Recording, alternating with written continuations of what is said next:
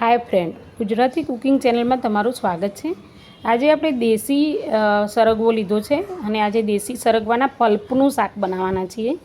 એટલે સરગવો લેતી વખતે યાદ રાખવાનું કે દેશી લેવાનો અને આવો જાડો હોય અને અંદર કૂણું માખણ જેવું અંદરથી નીકળે છે એનો પલ્પ, એ ટાઈપના સરગવો લેવો।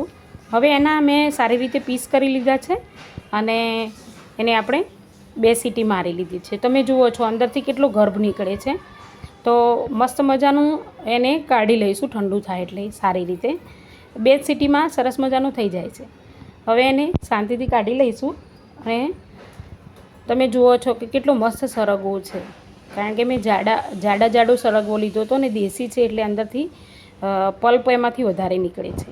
અને પલ્પની શાકભાજી તમે ખાઓ ને આ મારી રીતે તો ખરેખર પનીરના શાકને પણ ભૂલી જાવ એવી મસ્ત શાકભાજી બને છે, સરસ મજાની। તો આપણે હવે એને શું કરીશું, આનો પલ્પ જુઓ કેટલો છે અંદર ભરેલો છે આખો, તો એને પલ્પને આપણે ચમચીથી સારી રીતે એને કાઢી લેવાનો છે। એટલે ઘણીવાર શું થાય છે કે સરગવાનું શાક ખાવું હોય છે પણ એને પીસ ચૂસવા પડે છે ને એટલે કંટાળો આવે છે, એટલે બધા ખાતા નથી ઘરના। એટલે આ રીતે આપણે પલ્પ કાઢીને એનું શાક બનાવીશું ને તો બધાને ખબર પણ નહીં પડે કે સરગવાનું શાક છે અને સારી રીતે જમી લેશે। એટલે જો આ રીતે બધી સિંગોમાંથી આપણે ધીમે ધીમે કરીને એનું પલ્પ કાઢી લઈશું અને એ પલ્પને આપણે આ રીતે દબાવી લઈશું થોડો થોડો। અને ત્યારબાદ આપણે એને વઘાર માટે બહુ ખાસ ધ્યાન રાખવાનું છે કે ધીમા તાપે વઘાર કરવાનો છે। આ શાક જલ્દીથી બની જાય છે કારણ કે આપણે પહેલેથી એને બોઇલ કરી લીધેલું છે, એટલે ધ્યાન રાખીને વઘાર કરીશું। અને લસણ, ડુંગળી અને લાલ ટામેટું, તો ટામેટાનું પ્રમાણ થોડું ઓછું રાખજો કારણ કે ખાટું થઈ જાય છે, એટલે ટામેટું એક જ લઈશું અને ડુંગળી એક લઈશું માપની, જેથી કરીને એનો આપણે ગ્રેવી બનાવી શકીએ। તો સરસ મજાનું એને મિક્સરમાં ક્રશ કરી અને શાક વઘારી દેવાનું, સામાન્ય શાક વઘારતા હોય। અને ત્યારબાદ એને આપણે આ રીતે જે પલ્પ છે અંદર એડ કરી દેવાનો છે અને આ રીતે પલ્પ એડ કરી અને પછી હલાવવાનું છે। આપણે જે રીતે ગ્રેવી બનાવીએ છીએ એ રીતે જ ગ્રેવી બનાવવાની છે અને એનો પલ્પ એ ગ્રેવી વઘારી અને પછી અંદર નાખવાનો છે, લસણથી વઘાર કરવાનો છે, એ વાતનું ધ્યાન રહે। વિડીયો બહુ લાંબો થઈ જતો હતો એટલે મેં એને સ્કીપ કર્યું છે, તો તમે સમજી જ ગયા હશો।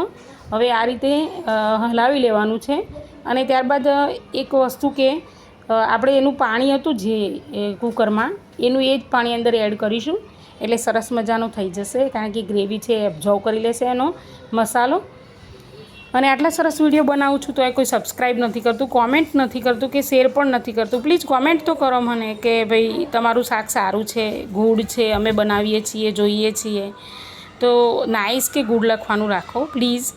અને સબસ્ક્રાઈબ કરવાનું ચોક્કસ રાખજો। અને આ પલ્પનું શાક તમે ખાશો અને બનાવશો ને એટલે આખા ઘરના સરસ રીતે ખાઈ લે છે।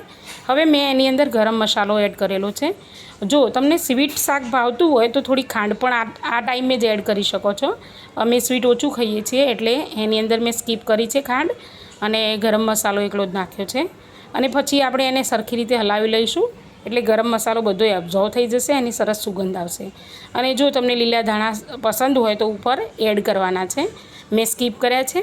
અને આ રીતે સરસ રીતે હલાવી અને થોડીવાર 5 મિનિટ માટે એને ઢાંકી અને મૂકી દેવાનું છે। ઢાંકીને મૂકી દેવાથી શું થશે કે એના બધા મસાલા છે ને એ સરસ રીતે ભળી જશે ને તેલ ફૂટીને ઉપર આવી જશે। તો તેલ ફૂટીને ઉપર આવે જેવી રીતે કે શીરો બનાવતા હોય ને ઘી આવે એ રીતે, તો સમજી લેવાનું કે આપણું શાક બની ગયું છે। પ્લીઝ સબસ્ક્રાઈબ કરવાનું ના ભૂલતા। આટલી સરસ રેસીપી બનાવું છું। ઘણીવાર આ શાકને ઘણી જગ્યાએ એમ કે સરગવાનો ગીગો પણ કહેતા હોય છે, એ મને એટલું બધું ખબર નહીં, પણ આ પલ્પનું શાક બનાવ્યું છે આપણે। જો આ રીતે મસ્ત બની જાય છે ગ્રેવીવાળું શાક, અને એ ખરેખર બહુ જ ટેસ્ટી થાય છે। તો ચોક્કસ બનાવજો। ફરીથી મળીશું આવતા વિડીયોમાં, ત્યાર સુધી રજા લઉં છું, બાય।